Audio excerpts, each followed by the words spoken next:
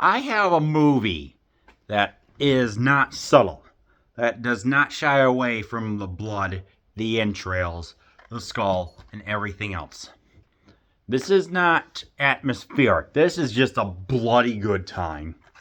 Braindead with Peter Jackson, who directed it in 1992, pre-Lord of the Rings, and King Kong.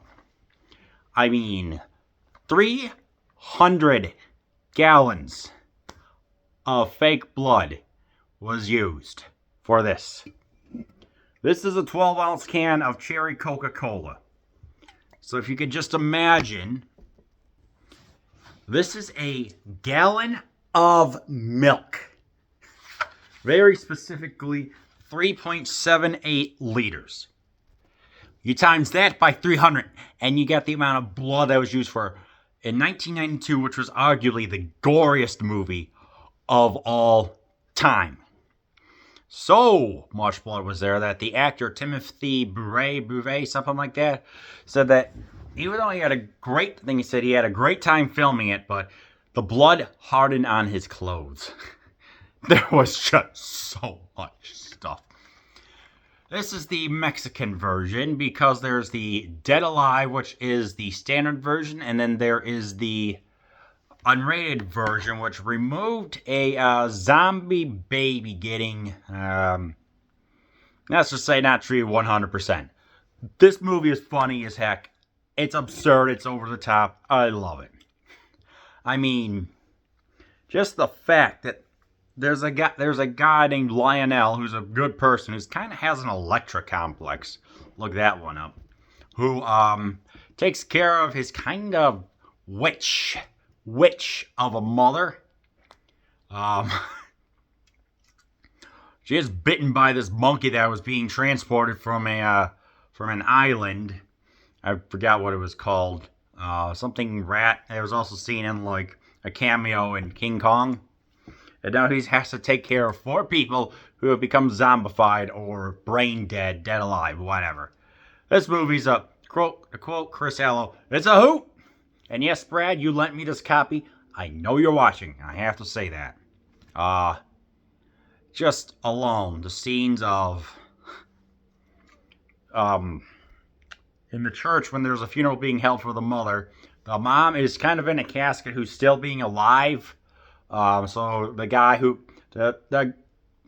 Lionel manages to buy a tranquilizer from an over-the-top Nazi with an over-the-top German accent and everything, and their bottles labeled poison and tranquilizer. Seriously, this is just the absurdity of it. Anyway, the mom and the son get into a fight. They crash through.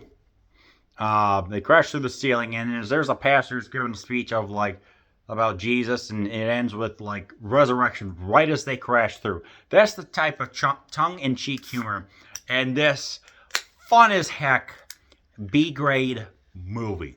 All right, it's a B-grade movie. Keep that in mind. The acting is over the top. The camera angles when they zoom in on the mom who's stomping on something. It's meant to be like that. And when they focus in on the angle of the heel, it's intentionally over the top. Arguably the most famous scene is there's this priest who I swear looks like a combination of Bob Barker and pro wrestler / manager Classy Freddie Blassie, who manages to subdue a whole bunch of zombies, who's just kicking butt. And he says, I kick ass for the Lord. And he's just boom, boom, boom, boom, boom, punching and kicking until he unfortunately gets bitten.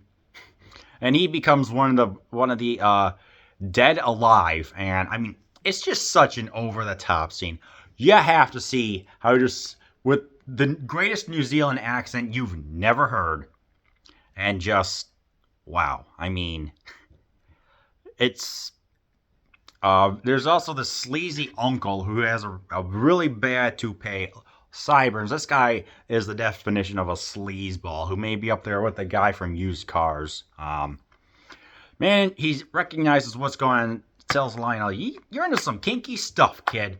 It's like, I'm going to have to call the police on you unless you give me the will and the house and the money. And he does, brings over a party. There's a whole cavalcade going on. Bacchanalia, that's the word. And that's where things get really, really interesting.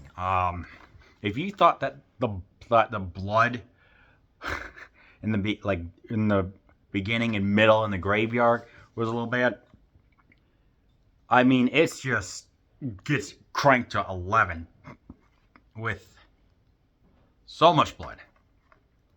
So much blood in the last 30 minutes. Before I get to that, though, I mean, there's also the scene of... I know my reviews lately have just been explaining more of the scene, but that's what it is. This is just like a love letter, just like the Evil Dead and things like that. Like, guys taking the baby on a stroll through the park and just abuses just this mutant baby. I mean, it's so gloriously over the top. But this scene was considered too violent. It was cut for the American release. It just... You look at it and just the punching and stuff like that. So, yeah. I mean, the tone of this movie is just absurd. It's an absurdist, humorous comedy. It's also a horror, which will make all the gore fiends happy. You know? Just at 86 minutes, it just... No, what was this? 93 minutes? Something like that? It goes by pretty fast. It goes by pretty fast. There's just a lot of just blood, action, and guts. I mean, it's like the fact that there are zombies. There's where he takes a syringe and puts it through the nose. It's like it's a kind of putting New Zealand on the map for the first time in a while. 10 years before that, there was a hobbit that was in a hole. And yeah, of course, the climax, which was just all the guests have become zombies.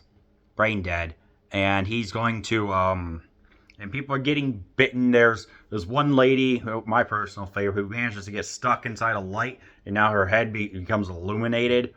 There's the uncle who manages to kick a lot of butt, surprisingly, but the demented baby finishes him in. He gets kicked in the balls 3 times. That was funny. But best part, though, guy starts a lawnmower, gets the blaze, and just travels through all the zombies, just deteriorating them.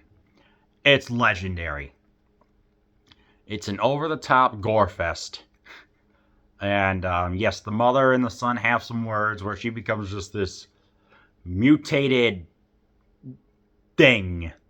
And they try and have this interesting finish. So yeah, I mean, what else can I say? It's B-grade horror. It's amazing fun.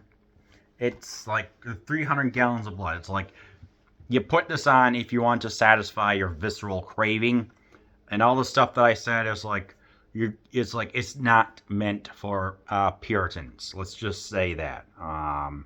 Find the Braindead version. That's the uncut one. The Dead Alive is the American cut. So yeah, if you want a good B grade fun time, then you recommend you watch either one of these.